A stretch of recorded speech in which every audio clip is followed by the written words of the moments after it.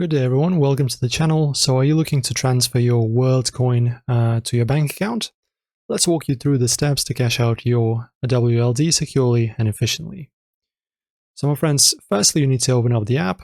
After that, you go to the wallet section. After that, you need to tap on the three dots as you can see shown on the screenshot menu and select withdraw right over here. Choose token, select Worldcoin right over here. After that, you need to choose a withdrawal method that's going to be a fiat account. So this one right over here. Complete via provider. You'll be redirected to a third-party provider to finalize the transaction. And you just follow the steps and instructions to complete the withdrawal. And that's pretty much it. It's very, very easy, guys. As you can see, the tutorial is right on the screen. As you can see, you're being redirected. Then you're confirming the withdrawal right here with the bottom below there.